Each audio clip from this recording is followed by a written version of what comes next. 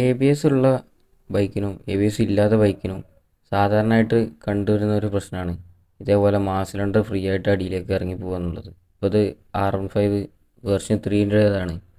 അപ്പോൾ ഇതിൻ്റെ mass cylinder കിറ്റിന് വില വരുന്നത് ഏകദേശം 400 രൂപയാണ് ഇതിൻ്റെ റേറ്റ് വരുന്നത്. പിന്നെ ഡോട്ട് ഫോർ ഒരു ഓയിലും മേടിച്ചിട്ടുണ്ട് ഞാൻ.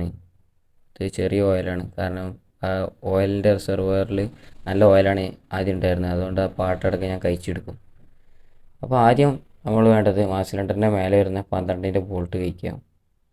അത് കൈകൊണ്ട് തിരിച്ചു വരിക. പിന്നെ ഞാൻ ഈ റിസർവയർ വരുന്നത് എന്തിനാണെന്ന് വെച്ചാൽ ഇതിൽ നല്ല ഓയിലാണ്, അതുകൊണ്ടാണ് ഇത് ഞാൻ കഴിച്ചെടുക്കുന്നത്. അത് പോകണ്ടെന്ന് വിചാരിച്ച് കഴിച്ചെടുക്കുന്നത്. ആ 10 അയച്ചിട്ട് ആ കപ്പ് അടക്കം ഊരിയെടുക്കാൻ പറ്റും. പിന്നെ അതിന് ശേഷം 12 വൺ സൈഡ് യൂസ് ചെയ്തിട്ട് പെഡലിൻ്റെ അവിടെ നിന്നുള്ള 12 ലൂസാക്കുക. എന്നിട്ട് അത് കൈകൊണ്ട് തിരിച്ച് ലൂസാക്കുക. എന്നാലേ നമുക്ക് ഊരി പുറത്തേക്ക് എടുക്കാൻ പറ്റുള്ളൂ.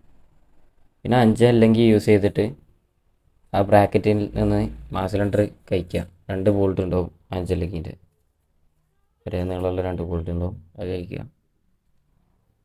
അതിന് ശേഷം ലൂസാക്കി വെച്ച് അടിയത്തെ 12 ലൂസാക്കി കൈകൊണ്ട് തിരിച്ച് ഊരിയെടുക്കാം. കുറച്ച് പണിയുണ്ടാവും. ഇതിപ്പോൾ കഴിച്ചെടുത്തതിന് ശേഷം ഒറ്റ ലോക്ക് ഉണ്ടാവുള്ളൂ. അത് ഊരിയാൽ ഇത് ഫുള്ളായിട്ട് അഴിഞ്ഞു പോരുന്നതായിരിക്കും. കണ്ടില്ലേ?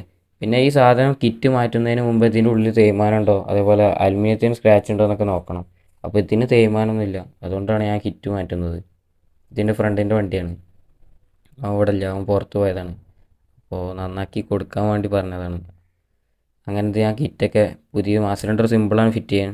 പിന്നെ കുറച്ച് ബ്രേക്ക് ഓയിൽ അപ്ലൈ ചെയ്തിട്ട് വേണം വാഷർ അതിൻ്റെ ഉള്ളിലേക്ക് നമ്മൾ കയറ്റാൻ. അല്ലെങ്കിൽ വക്കൊക്കെ പൊട്ടിപ്പോയാലൊക്കെ ബ്രേക്ക് റെഡി ആവില്ല, ലോഡാവില്ല.